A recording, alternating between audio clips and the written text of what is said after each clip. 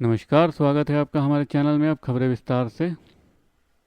झारखंड के सीएम चंपई सोरेन ने अपने पद से इस्तीफा दे दिया है। पूर्व सीएम हेमंत सोरेन राजभवन के लिए निकले हैं। हेमंत सोरेन तीसरी बार सीएम पद की शपथ लेंगे। गठबंधन के नेताओं और विधायकों ने मुख्यमंत्री चंपई सोरेन के आवास पर बैठक की दौरान सर्वसम्मति से हेमंत सोरेन को जेएम विधायक दल का नेता चुना था। सोरेन मुख्यमंत्री के रूप में एक बार फिर शपथ लेंगे। हेमंत सोरेन झारखंड के 13वें मुख्यमंत्री होंगे। झारखंड 15 नवंबर 2000 को बिहार से अलग हुआ था और अलग राज्य बना था।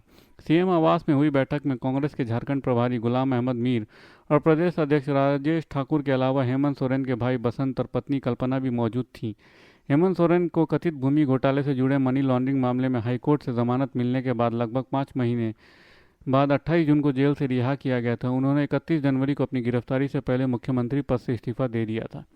राजभवन की ओर से हेमंत सोरेन को शाम 7:30 बजे का समय मिलने का दिया गया है। मुख्यमंत्री चंपई सोरेन और हेमंत सोरेन राजभवन पहुंचे हैं। इस्तीफा के साथ ही हेमंत सोरेन सरकार बनाने का दावा पेश करेंगे। हेमंत सोरेन की अगुवाई में गठबंधन सरकार का गठन होगा। सत्ता पक्ष के विधायकों का हस्ताक्षरित समर्थन पत्र भी तैयार है। हाईकोर्ट से जमानत मिलने के बाद हेमंत सोरेन एक्शन में हैं। झारखंड में अगले साल यानी 2024 में विधानसभा चुनाव होने हैं। ऐसे में हेमंत सोरेन सत्ता की कुर्सी पर काबिज होना चाहते हैं। विस्तार से। उत्तर प्रदेश के हाथरस जिले के सिकंदरू थाने क्षेत्र में सत्संग के दौरान हुए हादसे के बाद भी भोले बाबा के अनुयायियों में कोई कमी नहीं है। भोले बाबा के अनुयायी और उनके समर्थक आज भी उनका परमात्मा का दर्जा दे रहे हैं और हादसे को साजिश बता रहे हैं और आरोप लगा रहे हैं कि यह हादसा जानबूझकर कराया गया है। बता दें कि जनपद हाथरस के सिकंदर राऊ थाना क्षेत्र के फुलरिया गांव के आसपास सूरजपाल सिंह उर्फ भोले बाबा के सत्संग में भगदड़ मच गई थी, जिसमें अब तक 121 से अधिक मौत हो चुकी है और ये आंकड़ा लगातार बढ़ता जा रहा है। बताया जाता है कि सूरजपाल उर्फ भोले बाबा कासगंज जिले के पटियाली क्षेत्र के गांव बहादुर नगर के रहने वाले हैं, जो उत्तर प्रदेश पुलिस में सिपाही के पद पर भर्ती हुआ था और उसकी शादी भी हुई थी। बताया जाता है कि शादी के कई वर्ष बाद भी उनकी संतान नहीं हुई तो सूरजपाल ने अपने साले की बेटी को गोद ले लिया था। बेटी को गोद लेने के बाद सूरजपाल सिंह उर्फ भोले बाबा ने उसका पालन पोषण किया, लेकिन उसकी बीमारी के चलते मौत हो गई थी। वही बताया जाता है कि उसके बाद सूरजपाल सिंह उर्फ भोले बाबा पर हत्या का आरोप लगाया गया और उसकी नौकरी चली गई। उसके बाद बाबा ने अलीगढ़ के किसी आश्रम में जाकर सत्संग में जाना शुरू कर दिया। इसके बाद लगातार सूरजपाल सिंह भोले बाबा से नारायण सरकार हरि बन गए। उसके बाद उसके अनुयायी हजारों से लाखों और करोड़ों में बन गए। वहीं हथरास में हुई भीषण कांड के बाद भी उनके समर्थक उनको परमात्मा मान रहे हैं। भोले बाबा को बहादुर नगर में बड़ा आश्रम है, जिसमें हर मंगलवार को हजारों संख्या में अनुयायी आते हैं। इस मामले में न्यूज़ 18 की टीम उनके आश्रम पहुंची तो वहां लोगों से मौजूद बातचीत की गई थी। पूरे विस्तार से।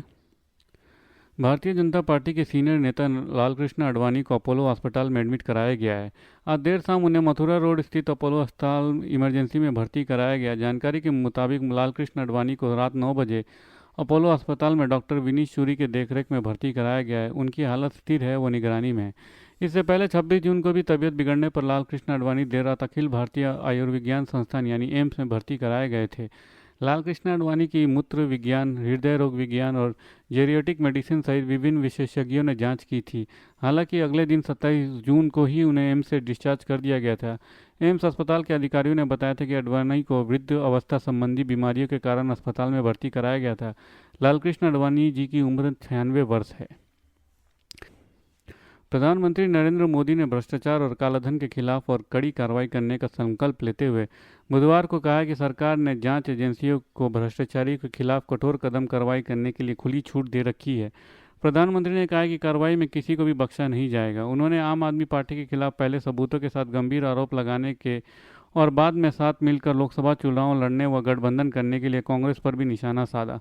राज्यसभा में राष्ट्रपति के अभिभाषण पर धन्यवाद प्रस्ताव का जवाब देते हुए मोदी ने कहा कि भ्रष्टाचार के खिलाफ कार्रवाई हमारे लिए मिशन है, ये हमारे लिए चुनाव में हार जीत का विषय नहीं है।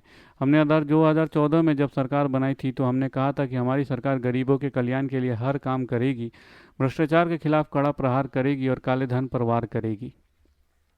धन्यवाद। खबरें समाप्त हुई। अगर आपको हमारे वीडियो के कंटेंट पसंद आ रहे हैं तो इसे लाइक और सब्सक्राइब जरूर कीजिए। अपने परिवार और दोस्तों में शेयर कीजिए और अपने सुझाव कमेंट बॉक्स में पोस्ट करना ना भूलें। धन्यवाद। आपका दिन शुभ हो।